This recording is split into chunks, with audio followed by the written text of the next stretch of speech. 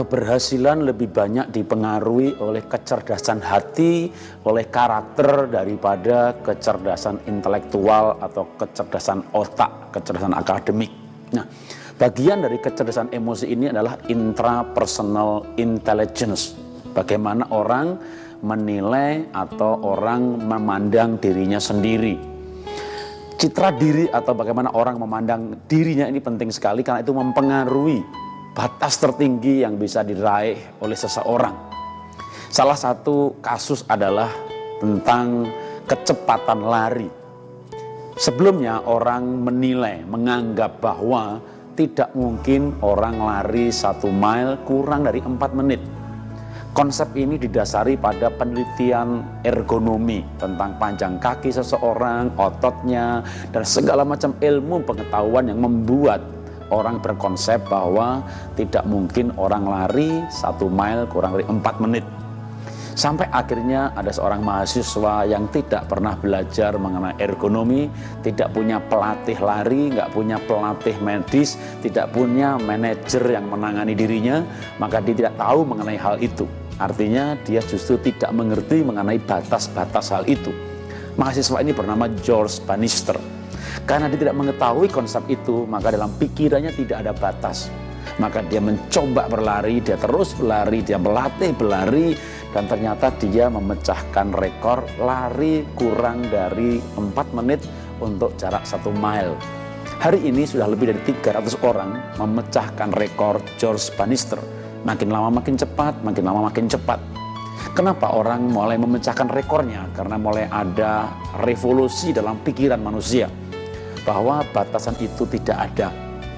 Artinya orang meraih prestasi yang lebih tinggi, berlari lebih cepat ketika orang menilai, menganggap bahwa dirinya akan mampu untuk hal itu. Artinya bagaimana seseorang memandang dirinya bahwa dia mampu, itu menjadi batas bagi orang itu untuk mencapai prestasi tertinggi. Nah, inilah pentingnya intrapersonal intelligence, bagaimana orang memandang dan menilai dirinya.